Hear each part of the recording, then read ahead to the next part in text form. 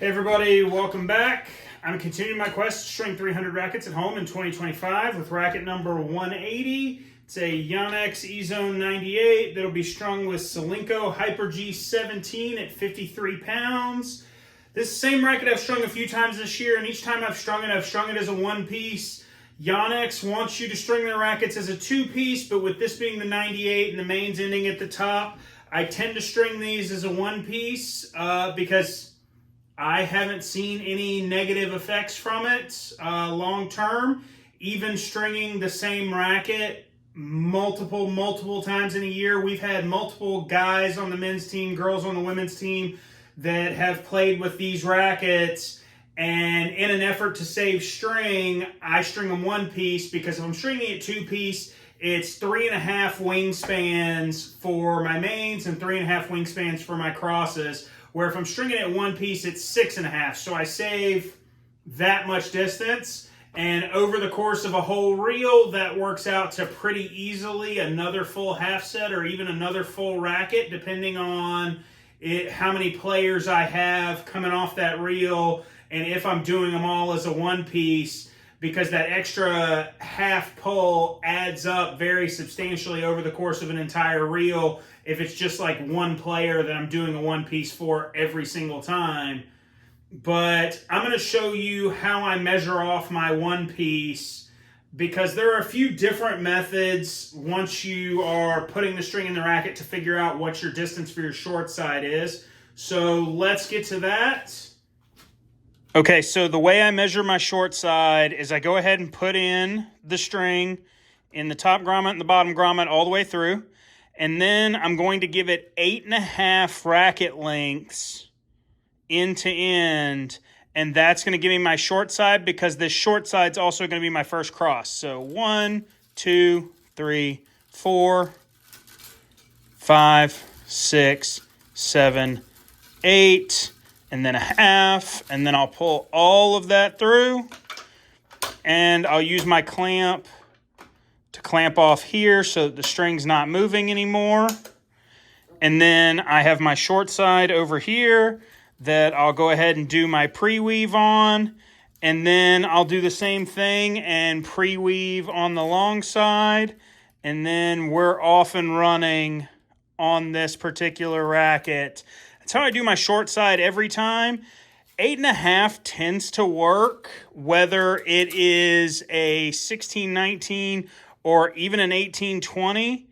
Occasionally, I'll go like just 9 on an 18-20 instead of 8.5. But as a generality, 8.5 is going to work just fine to give you your short side. And as I said, that's because I'm also using that short side as my first cross here, where if you're not using that short side as a cross, you can probably get away with 7.5 or 8, because really in that 8.5, I'm not counting that additional first main that's in there. I'm starting my count after I've got that first one in there. I'm starting that count at 1, 2. So technically, it's already 9.5. So really, you can probably get away with 8 or even 7.5 and still have plenty of length for your short side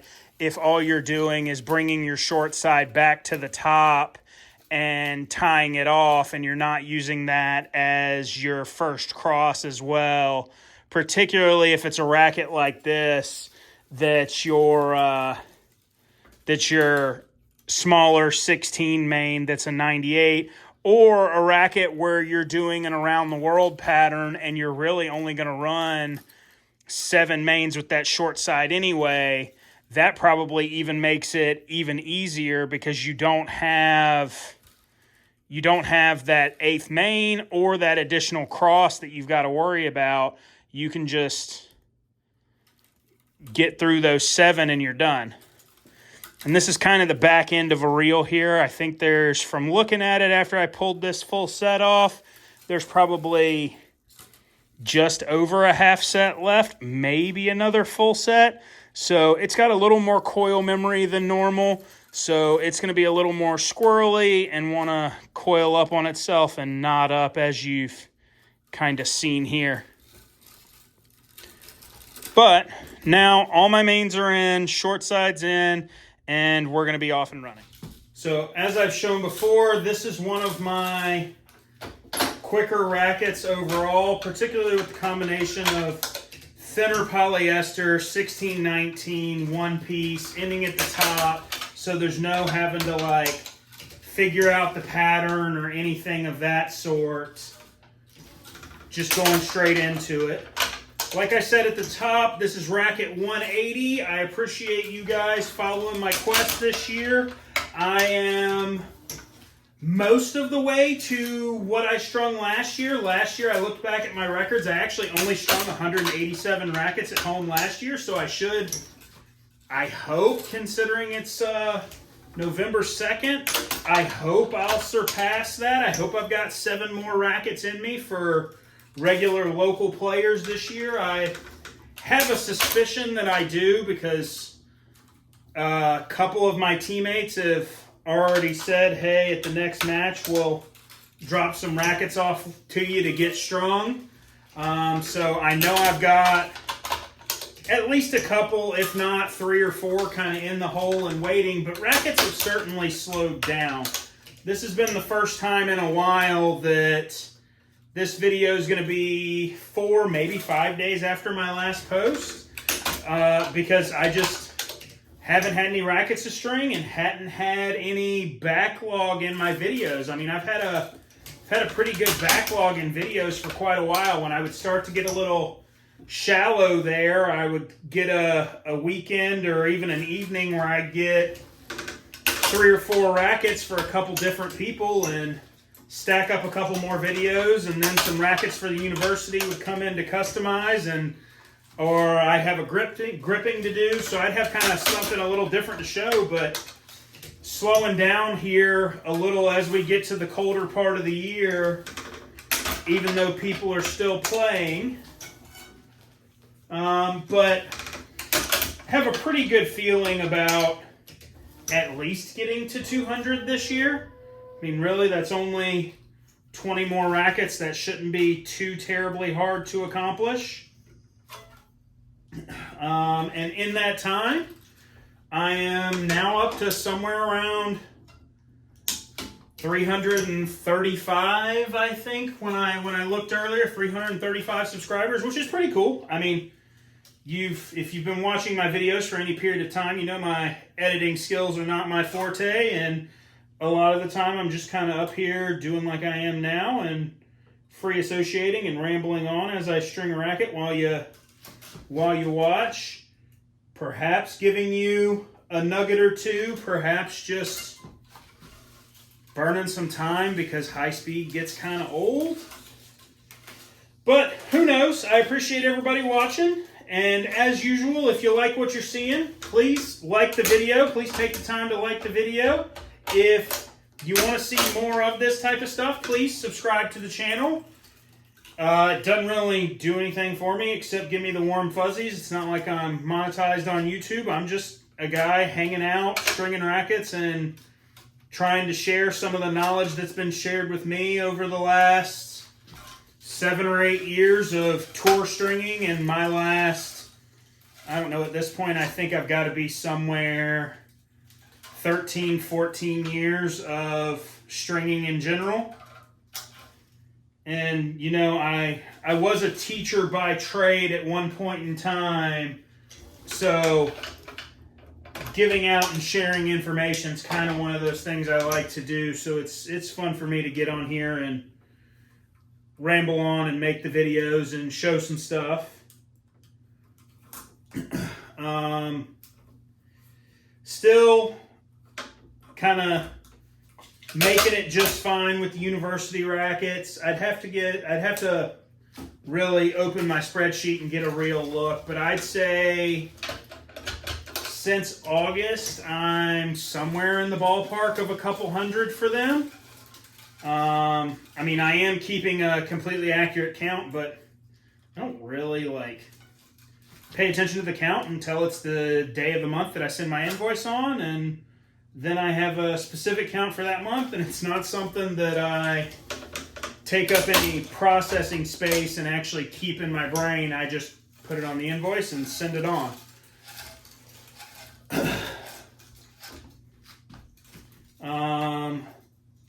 As we're getting toward the end of the year, if you're starting to notice, we're kind of unseasonably cold here. We're about 10 degrees off our norm, and it's been like 40 degrees in the morning, highs of like high 60s in the evening. If you're playing and you're noticing your ball's not moving the way that it should, it could be time to restring your racket. You may also want to consider going down a couple pounds in tension to allow the strings to have just a little more trampoline to them to bring that power up. But it's not something that you should really, I guess the best way I can say it is take it personally, because it may not be your racket. If your rackets have been recently strung and they're at a solid tension and it's a tension that tends to work for you, it could just be the balls. This time of year, the balls get a little more dead. You know, the rubber gets a little firm. When it gets cold outside, the balls get a little dead, and they don't move the right way. So you're going to have to potentially work a little harder to hit good topspin, get good power, get good depth, and you can realistically just swing harder, or you can make adjustments with your racket by changing your string setup.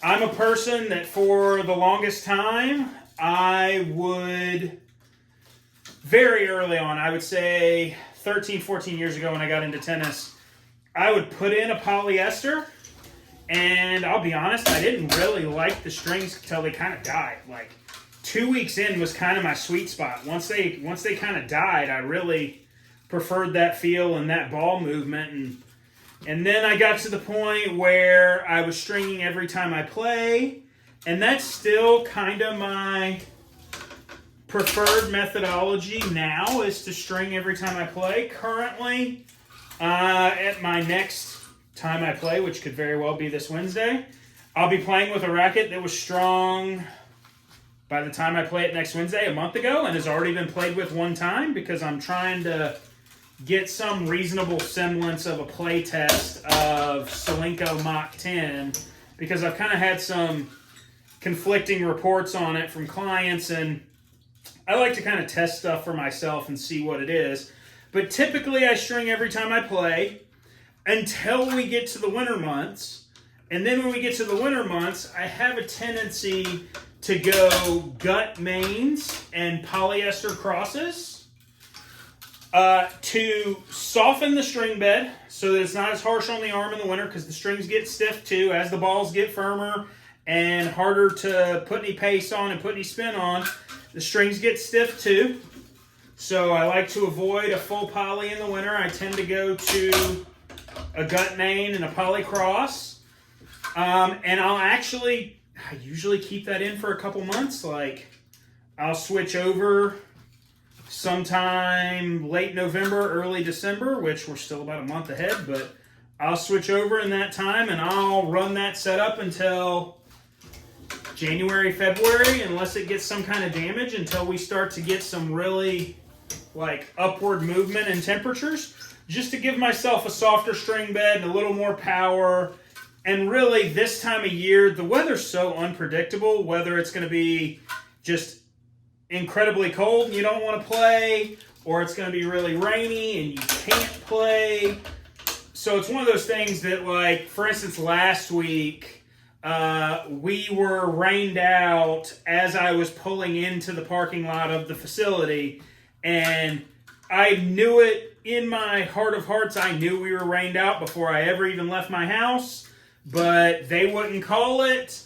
And according to a couple of my teammates that had already been at the facility for like half an hour, we weren't rained out until literally when they sent the text when I was pulling into the parking lot that it was dry until then, but everything said we were going to be rained out. I mean, it was misting all over the place most of the day and just really crummy weather. But, you know, if I wouldn't have left my house, we wouldn't have been rained out and we would have forfeited the court because, you know, that's the way it works. But in that situation, like, if I'd have strung the racket and then not played that night, I would have ended up cutting out brand new strings to play this week because the weather was bad and because those strings are a week old, and that's just not my typical pattern of play. I put fresh strings in just about every time, so the racket reacts the same every time, and I know what I'm going to get on any given shot at all times. So, like, putting in that natural gut with the polyester cross and just having it in there also gives me a little more long-term playability that gives me some, like, weather avoidance for stuff like that, where, like, a polyester is going to go dead and feel really crappy. The gut will still have a little go to it.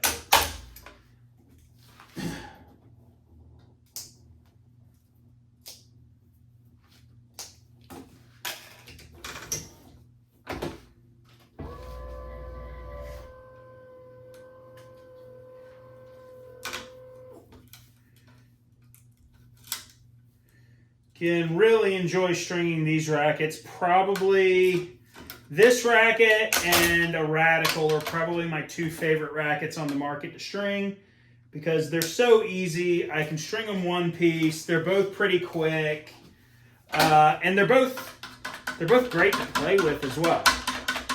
They both have nice patterns on them.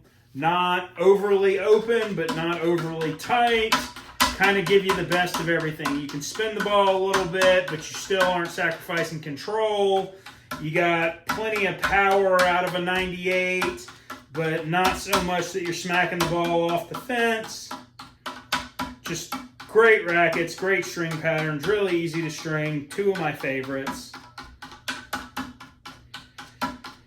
And even though I'm still straightening, this racket 180 on the year.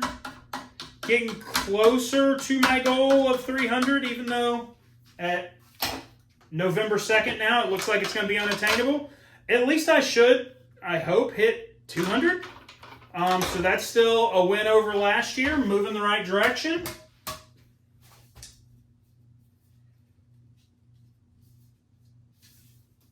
Racket 180 on the year, complete. Yonex Ezone 98, strung with Solinco HyperG 17 at 53 in a one piece, as we discussed and you saw. It's really all I got for you tonight. Hopefully I'll have a couple rackets here in the next couple days to string for you so the gap in the videos doesn't become any larger. Hopefully I can finish out the year strong at a video every 2 or 3 days. Tried to keep it on 2 for a while, but maybe it takes every 3 days now at this point in the year, but we'll see what we got going forward. Thanks for watching and see you guys next time.